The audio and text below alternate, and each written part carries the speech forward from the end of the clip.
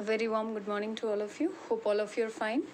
Dear children, we are dealing with the lesson biodiversity and conservation. So today we'll discuss about pattern of biodiversity. First, biodiversity is not uniform throughout the world. Okay, we know very well that the biodiversity is different in different areas of the world because it is affected by two factors. One is latitudinal gradient and another is species area relationship. Okay, to which area a particular species belongs to. On that the diversity of the living organisms depend. Okay, so first is latitudinal gradient. Biodiversity increase from pole to equator. Okay, when we move from pole to equator, the diversity of the living organisms increases. Okay, from high to low latitude. Tropics, okay, that is 23.5 degree north to 23.5 degrees south have more species than temperate or polar region. Okay, and the example is, okay, where the biodiversity is more is Colombia. Okay, Colombia is located near equator.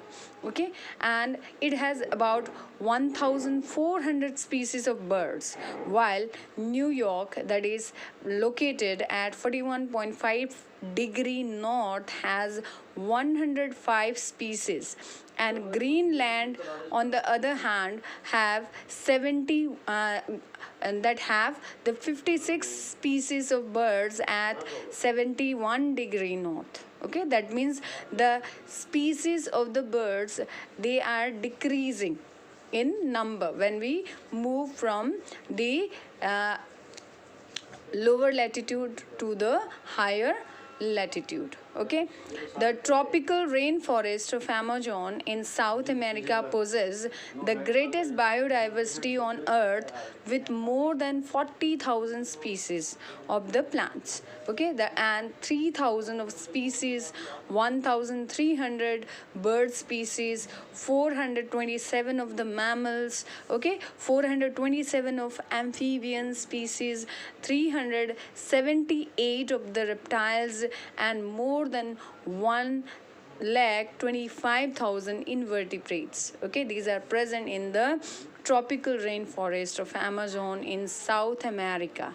Okay, greater biological diversity is observed in tropics, and the reason behind the greater biodiversity is temperature region. Okay, temperate regions have been subjected to frequent glaciations, okay, in past, but tropical region remained undisturbed because in when we go to higher altitude, the glaciation take place, but in the in we can say tropical region there is no glaciation and it remains undisturbed. Therefore tropics had longer evolutionary time for the species diversification.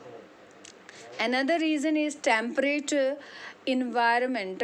Unlike the tropics are more seasonal, okay, less constant and unpredictable, resulting in less niche speciation and lesser species diversity. That means if we move to the tropics, okay, the polar region, there is no constancy. Okay, it is not constant. Okay, and in case of the temperate region, the season is constant. Okay, the temperature remains constant.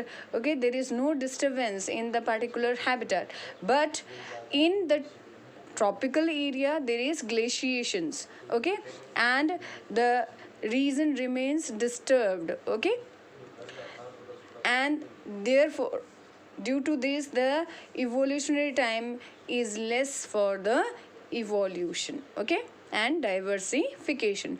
Temperate environment, okay, in in case of the the greater solar energy is there.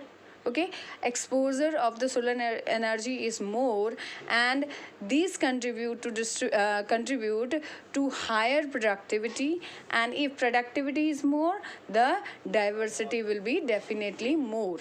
Okay, Now next point is the species area relationship, okay, on which the diversity of the place depends.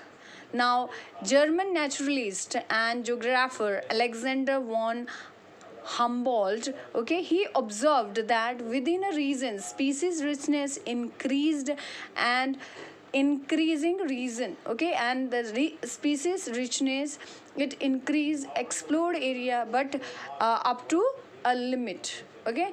That means the increase in the number of species in a particular area which was not explored increase, and for some time it increased, and after that the number did not increase, okay. The relationship between the species richness and the area for a wide variety of taxa like vascular plants, birds, bats, and freshwater fishes, these appear as a rectangular hyperbola, okay. On a longitudinal, on a, when we see the logarithmic on a log table we see, then the relationship is a straight line described by the equation log s is equal to log c plus z log a. Here the s is for species richness, okay, a is for area, z is for slope of the line, that is regression coefficient, c for y-intercept. The value of z lies in the range of 0.1 to 0.2 regardless of taxonomic group or the region, okay.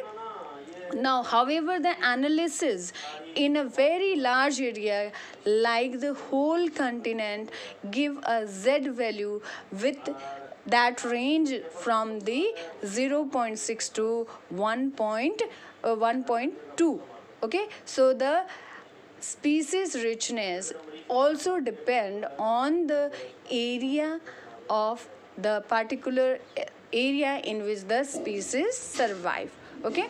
So this is how the pattern of biodiversity is dependent on the latitudinal gradient and species area relationship.